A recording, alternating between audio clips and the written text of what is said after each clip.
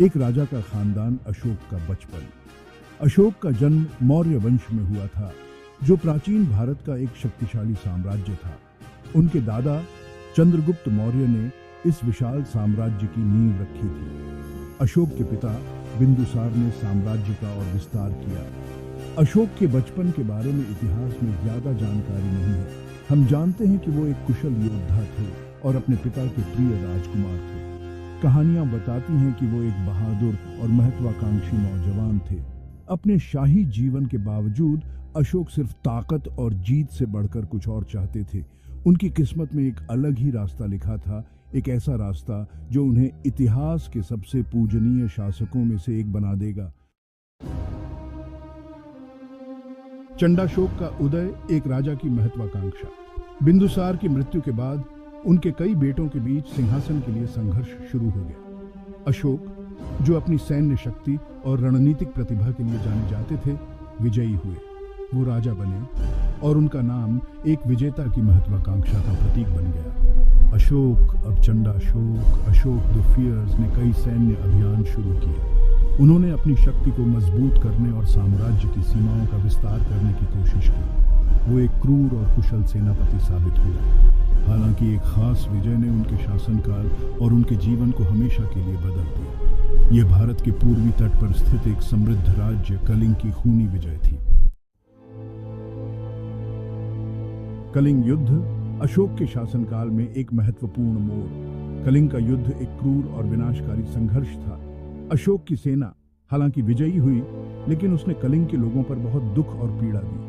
युद्ध के बाद का दृश्य देखकर अशोक बहुत परेशान हुए। युद्ध के मैदान में चलते हुए विनाश और तबाही को देखकर उन्हें बहुत पछतावा हुआ। अनगिनत मृत और घायलों को देखकर, दुख की चीखें सुनकर वो बहुत दुखी हुए।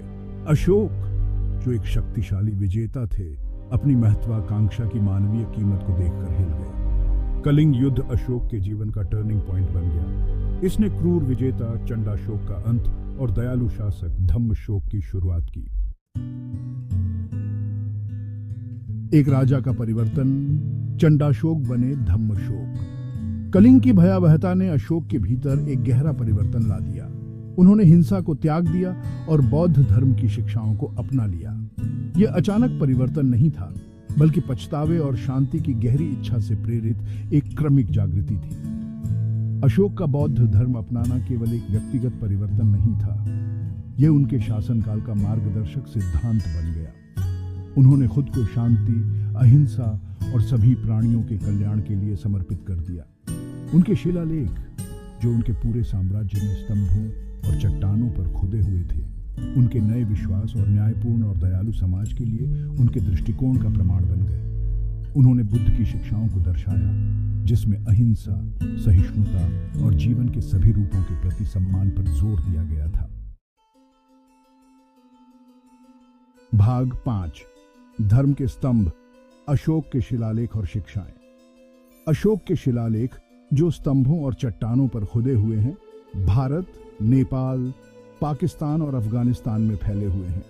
ये शिलालेख उनके शासनकाल और उनके विचारों की एक अनोखी झलक पेश करते हैं। वे धर्म के प्रति उनकी प्रतिबद्धता को दर्शाते हैं, एक ऐसी अवधारणा जिसमें धार्मिकता, नैतिकता और सामाजिक उत्तरदायित्व शामिल है। शिलालेखों में सामाजिक कल्याण और धार्मिक सहिष्णुता से लेकर पशु अधिकारों और पर्यावरण संरक्षण तक कई तरह के विषयों को शामिल किया गया था। अशोक ने अपनी प्रजा से सदाचारी जीवन जीने, अहिंसा का अभ्यास करने और सभी प्राणियों के प्रति दया दिखाने का आग्रह किया। ये शिलालेख केवल एक दूर के शासक के ऐलान नहीं थे, वे उनकी प्रजा के साथ सीधा संवाद थे। अशोक ने अपने संदेश को पहुंचाने के लिए सरल भाषा और स्पष्ट कल्पना का प्रयोग किया, ये सुनिश्चित करते हुए कि यह उनके साम्राज्य के सबसे दूर दराज के कोनों तक पहुंचे। भाग 6, एक दयालु शासनकाल, अशोक के सामाजिक कल्याण के प्रयास। अशोक के शासनकाल में कई सामाजिक कल्याण पहल की गई।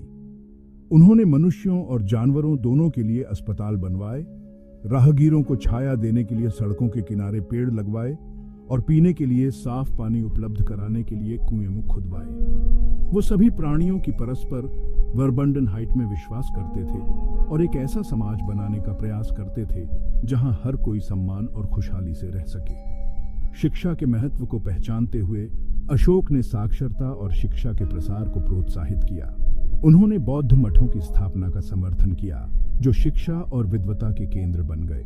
उन्होंने भारत और उसके बाहर के विभिन्न हिस्सों में बौद्ध भिक्षुओं को भी भेजा, जिन्होंने शांति और करुणा का संदेश फैलाया। अशोक के सामाजिक कल्याण कार्यक्रम केवल दान के कार्य नहीं थे, वे धर्म के प्रति उनकी गहरी प्रतिबद्धता का प्रतिबिंब थे। उनका मानना था कि एक शासक का कर्तव्य केवल शासन करना नहीं है, बल्कि अपनी प्रजा की सेवा करना और एक न्यायपूर्ण और न्याय संगत समाज बनाना है। भाग 7, धर्म का प्रसार, अशोक का धार्मिक उत्साह। अशोक ने एक धर्म के प्रचारक की भूमिका निभाई। उन्होंने शांति और अहिंसा का संदेश लेकर दूतों को दूर देशों में भेजा। उनके दूत श्रीलंका, बर्मा, थाईलैंड और यहाँ तक कि ग्रीस और मिस्र तक गए। बौद्ध धर्म को भारत की सीमाओं से परे फैलाने में इन मिशनों का महत्वपूर्ण योगदान था। अशोक के संरक्षण और उनके दूतों के प्रयासों से इन क्षेत्रों में बौद्ध समुदायों की स्थापना हुई, जिससे बौद्ध धर्म एक प्रमुख धर्म के रूप में विकसित हुआ। धर्म के प्रसार के लिए अशोक का दृष्टिकोण अद्वितीय था। उन्होंने बल या जबरदस्ती का सहारा नहीं दिया। इसके बजाय उन्होंने अनुनय, संवाद और उनके अपने जीवन द्वारा स्थापित उदाहरण की शक्ति पर भरोसा किया। भाग 8, एक दूरदर्शी व्यक्ति की विरासत, भारत और उसके बाहर अशोक का प्रभाव। अशोक के शासनकाल ने भारत और दुनिया के इतिहास पर एक अमिट छाप छोड़ी। उन्हें उनकी सैन्य विजयों के लिए नहीं, बल्कि शांति, अहिंसा और सामाजिक न्याय के प्रति उनकी अटूट प्रतिबद्धता के लिए याद किया जाता है। उनके शिलालेख पीढ़ियों को प्रेरित करते रहते हैं, हमें करुणा की शक्ति और नैतिक नेतृत्व के महत्व की याद दिलाते हैं। अशोक की विरासत प्राचीन भारत की सीमाओं से कहीं आगे तक फैली हुई है। सभी धर्मों और राष्ट्रीयताओं के लोग उन्हें शांति और सहिष्णुता के आदर्श के रूप में मानते हैं। अहिंसा पर उनकी शिक्षाओं ने महात्मा गांधी और मार्टिन लूथर किंग जूनियर को प्रभावित किया, जिन्होंने सामाजिक न्याय के लिए अपने संघर्षों में उनके जीवन और शिक्षाओं से प्रेरणा ली। अशोक का शासनकाल एक शक्तिशाली अनुस्मारक के रूप में कार्य करता है कि सच्ची महानता सैन्य शक्ति या क्षेत्रीय विस्तार में नहीं, बल्कि शांति, न्याय और सभी प्राणियों के कल्याण की खोज में निहित है। भाग 9, निष्कर्ष, अशोक की स्थायी प्रासंगिकता। अपने शासनकाल के सदियों बाद भी अशोक हमें प्रेरित और उत्सुक करते रहते हैं। वो अक्सर संघर्ष और विभाजन से ग्रस्त दुनिया में शांति और करुणा के प्रकाश स्तंभ के रूप में खड़े हैं। उनकी कहानी धर्म की परिवर्तनकारी शक्ति और करुणा को अपनाने के लिए सबसे कठोर हृदय की क्षमता का प्रमाण है। जैसे जैसे हम अपनी आधुनिक दुनिया की जटिलताओं से गुजरते हैं, अशोक की शिक्षाएं हमें कालातीत ज्ञान प्रदान करती हैं। संवाद, परस्पर सम्मान और साझा हित की न्याय खोज और पर करुणा के उनका लिए प्रयास जोर करने आज का भी आग्रह उतना ही करता है। प्रासंगिक है जितना सदियों पहले था। अशोक की विरासत केवल